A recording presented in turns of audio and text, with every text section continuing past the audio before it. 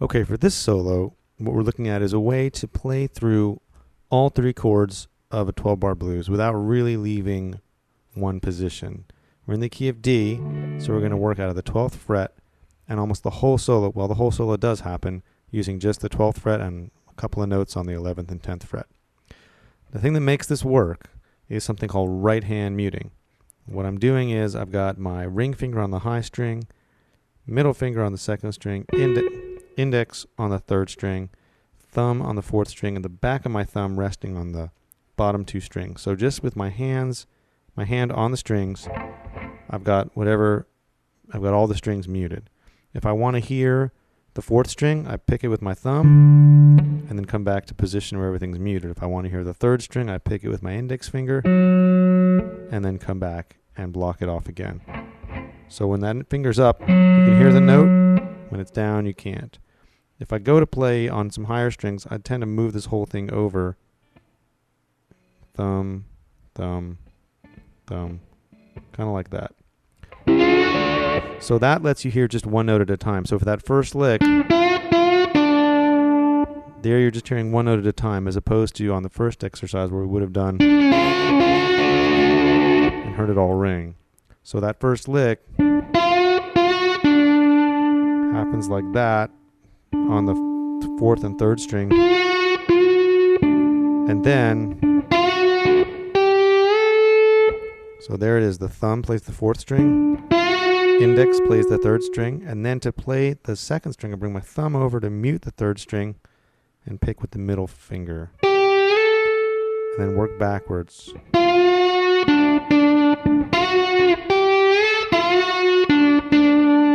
And then move the whole thing down to the fifth and fourth strings and bring in the pinky. And the reason that works is because you're hitting the fifth string with the thumb.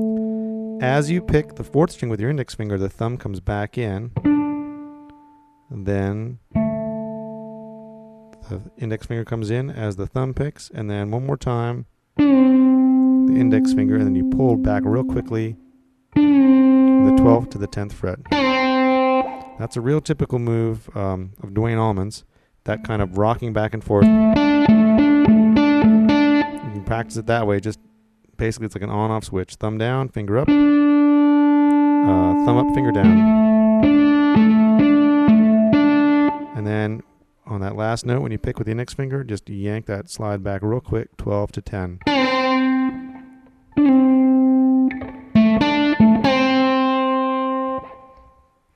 Now, when you get to the 4 chord, here's the major third in D. When you go to G, which is the 4 in this key, you don't want to hear this note anymore, that F sharp. You want to hear F natural, which is the flat 7 of a G chord. So the lick that we play at the top of the 4 chord